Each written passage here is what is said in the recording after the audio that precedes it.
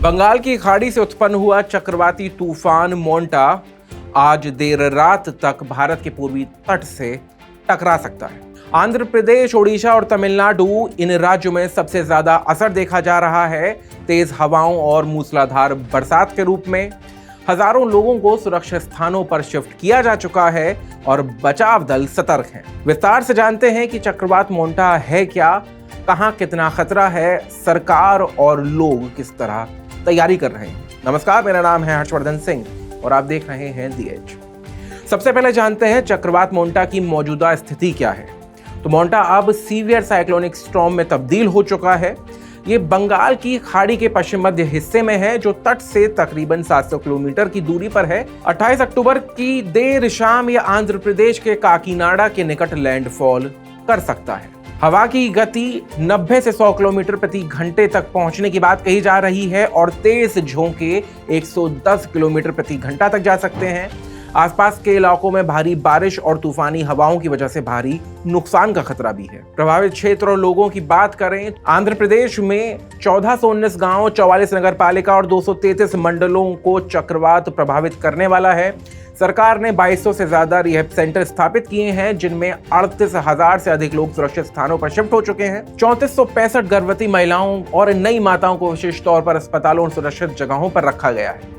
NDRF और SDRF की 23 टीमों को नाव, जीवन रक्षा उपकरण और मेडिकल किट्स के साथ तैनात किया गया है। बिजली, पानी और अन्य बुनियादी सुविधाओं के इंतजाम खास तरीके से गंभीर इलाकों में किए गए हैं। बात करें बारिश, बाढ़ और यातायात की स्थिति की, तो विशाखापट्टनम, काकीनाडा, विजयवाड़ा और आसपास के शहरों में भारी बारिश और तेज हवाओं के कारण सड़कों पर जल जमाव की स्थिति है। 43 से ज्यादा ट्रेनों को रद्द या डाइवर्ट किया गया है। फ्लाइट सेवाओं में भी भारी रुकावट है।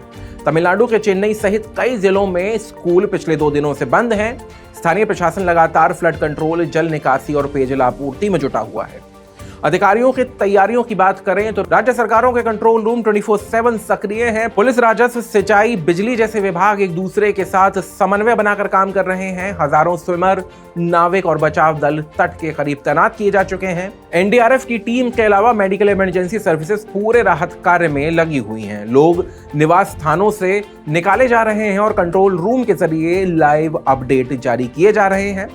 चक्रवात से पहले की तैयारियों के महत्व के बारे में जान लेते हैं। तो वक्त रहते चेतावनी देने से, सुरक्षित स्थानों पर शिफ्टिंग से जान माल दोनों का संरक्षण किया जा सकता है। समुद्र के किनारे से दूर रहना प्रशासन और मीडिया की खास अपील है। 2019 के फानी तूफान से आपदा प्रबंधन का जो अनुभव है वो काफी काम आ रहा है, जिसका लाभ यहाँ उठाया भी जा रहा है। भविष्य की चुनौतियों की बात करें तो चक्रवात के बाद के हालात के लिए प्राकृतिक आपदा प्रबंधन तैयार है, लेकिन बारिश और बाढ़ की संभावनाएं बनी हुई हैं। लोगों से आह्वान किया जा रहा है कि वे सतर्क रहें और सरकारी सूचनाओं का पालन करें।